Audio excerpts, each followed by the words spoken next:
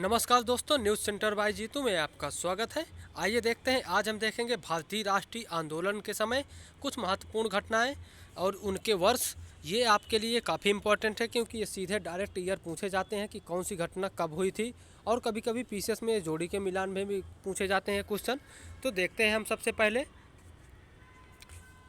भारतीय राष्ट्रवादी आंदोलन के चरणों को हम तीन रूप से बांटेंगे। पहला था उदारवादी चरण, जो कि जब कांग्रेस की स्थापना हुई थी 1885 में और 1905 ईस्वी तक। इस समय तक बंगाल का विभाजन नहीं हुआ था, तो ये उदारवादी चरण था। लेकिन जैसे ही बंगाल का विभाजन हो गया 1905 में, तो फिर ये उग्रवादी हो गया था। अर्थात यहाँ पर उग्रवादी समूह ने इसको कांग्रेस पर आधिपत्य कर लिया था, अर्थात उनका ज़्यादा बोलबाला हो गया था। तो 1919 ईस्वी तक उग्रवादी चरण था। फिर गांधी जी आते हैं 1919 ईस्वी में असहयोग आंदोलन में। गांधी जी 1919 से 1947 ईस्वी तक कांग्रेस की डोर संभालते हैं। तो ये तीन चरणों में भारतीय राष्ट्रीय आंदोलन को हम बांट सकते हैं, उदारवादी, उग्रवादी और गांधीवादी। अब आगे देख लेते हैं। सबसे पहले देखते हैं 1885 ईस्वी में कांग्रेस की स्थापना हुई थी। ये मोस्ट इम्पॉर्टेंट ईयर है। और बंगाल का विभाजन कब हुआ था, तो 1905 में ईस्वी में हुआ था, ये भी इम्पॉर्टेंट है। मुस्लिम लीग की स्थापना 1906 में, और कांग्रेस का विभाजन तो 1907 में है। ये सूरत में हुआ था कांग्रेस का विभाजन, ये भी याद रखिएगा। और रास बिहारी घोष इसके अध्यक्ष थे, ये भी याद रखिएगा। तो रास बिहारी घोष इसके अध्यक्ष थे। आगे देख लेते हैं। खुदीराम बोस को सबसे कम उम्र में फांसी की सज़ा दी गई थी, तो 1908 ईस्वी में, ये भी याद रखिएगा। खुदीराम बोस को सबसे कम उम्र में फांसी दी गई थी 1908 ईस्वी में। अगला देख लेते हैं। 1909 ईस्वी में मार्ले मिंटो सुधार हुए थे, तो 1909 ईस्वी में मार्ले मिंटो सुधार हुए थे, ये भी काफ़ी बार एग्जाम में पूछा जाता है, मार्ले मिंटो सुधार। अगला देख लेते हैं 1913 ईस्वी में, तो ये गदर आंदोलन। तो 1913 ईस्वी में गदर आंदोलन शुरू हुआ था, 1913 ईस्वी में गदर आंदोलन। अगला देख लेते हैं 1914 ईस्वी में प्रथम विश्व युद्ध की शुरुआत हुई थी, 1914 ईस्वी में। तो 1914 ईस्वी में प्रथम विश्व युद्ध की शुरुआत हुई थी। और 1915 ईस्वी में देख लेते हैं गांधी जी का भारत आगमन। तो 1915 ईस्वी में गांधी जी का भारत आगमन हुआ था। और 1916 ईस्वी में लखनऊ समझौता, हुआ था, याद रखिएगा, ये भी काफ़ी इंपॉर्टेंट है। इसमें नरम दल और गरम दल दोनों एक हो गए थे, और हिंदू और मुस्लिम, ये भी याद रखिएगा, हिंदू और मुस्लिम भी इसमें एक हो गए थे, ये भी एक महत्वपूर्ण इंपॉर्टेंट फैक्ट है। तो 1916 लखनऊ समझौता, और लखनऊ समझौता को अध्यक्षता मजूमदार ने की थी, ये भी याद रखिएगा, मजूमदार ने। 1916 में ही होम रूल लीग आंदोलन शुरू किया गया था। ये एनी बेसेंट और बाल गंगाधर तिलक द्वारा शुरू किया गया था होम रूल आंदोलन। 1917 ईस्वी में चंपारण आंदोलन, ये महात्मा गांधी जी द्वारा शुरू किया गया पहला आंदोलन था भारत में 1917 ईस्वी में। 1918 ईस्वी में अहमदाबाद मिल आंदोलन मजदूरों के लिए चलाया गया था। और 1918 में ही खेड़ा आंदोलन चलाया गया था, ये भी महात्मा गांधी द्वारा चलाया गया था। तो वहीं अगला देख लेते हैं 1919 ईस्वी में रोलेक्ट एक्ट। तो रोलेक्ट एक्ट कब हुआ था, तो 1919 ईस्वी में हुआ था, ये भी काफ़ी इम्पोर्टेंट एक्ट है। इसी एक्ट को कहा गया था कि नो अपील नो दलील, नो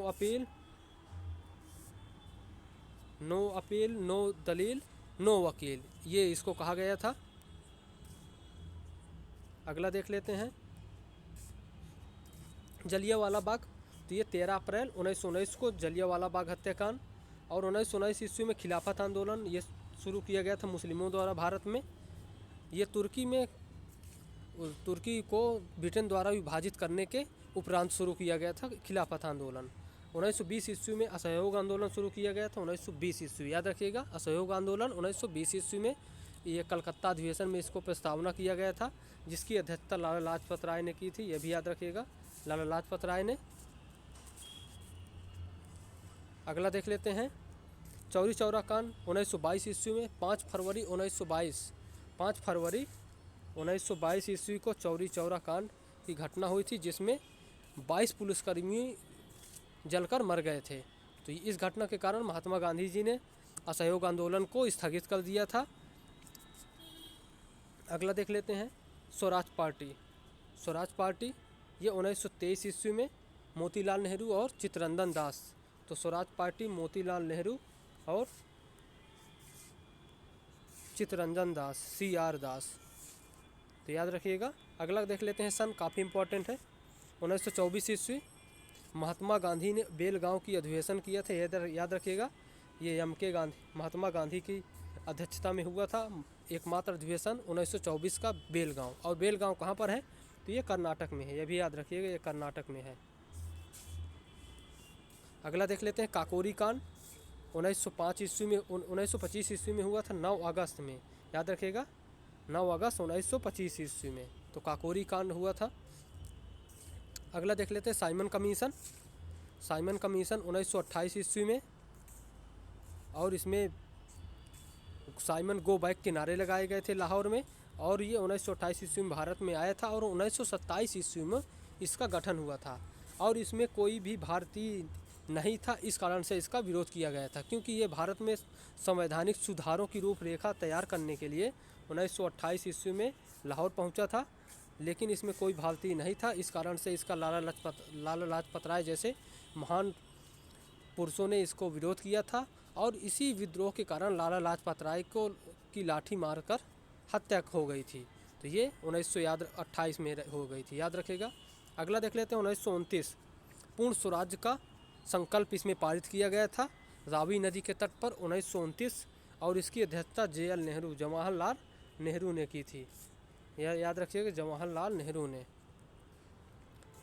दांडी मार्च 1929 ईस्वी में, दांडी मार्च 1929 ईस्वी में, और 1930 ईस्वी में सविनय अवज्ञा आंदोलन 1930 ईस्वी, सविनय अवज्ञा आंदोलन 1930 ईस्वी में, ये महात्मा गांधी जी द्वारा शुरू किया गया था, और ये दूसरा राष्ट्रीय स्तर का सबसे बड़ा आंदोलन था, ये भी याद रखिएगा। महात्मा गांधी द्वारा शुरू किया गया दूसरा सबसे बड़ा आंदोलन सविनय अवज्ञा आंदोलन था।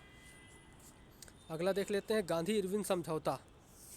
तो गांधी इरविन समझौता ये 1931 ईस्वी में हुआ था, और प्रथम गोलमेज सम्मेलन 1930 ईस्वी में, द्वितीय गोलमेज सम्मेलन 1931 ईस्वी में।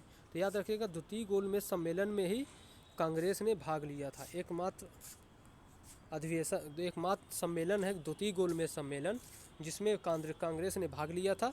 बाकी पहले और तीसरे गोलमेज सम्मेलन में कांग्रेस ने भाग नहीं लिया था। और तृतीय गोलमेज सम्मेलन 1932 ईस्वी में हुए थे। तो तृतीय गोलमेज सम्मेलन 1932 ईस्वी में। और पूना पैक्ट ये काफ़ी फेमस है, ये महात्मा गांधी और भीमराव अंबेडकर द्वारा के बीच में हुआ था। इसमें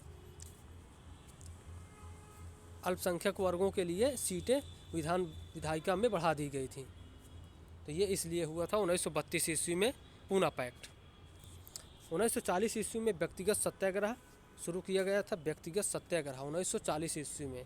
अगला देख लेते हैं 1940 ईस्वी में ही पाकिस्तान की मांग की गई थी। सबसे पहले पाकिस्तान की मांग 1940 ईस्वी में की गई थी, और क्रिप्स मिशन 1942 ईस्वी में आया था। याद रखिएगा क्रिप्स मिशन 1942 ईस्वी में आया था। ये भारत में संवैधानिक रूपरेखा निर्मित करने के लिए आया था 1942 ईस्वी में।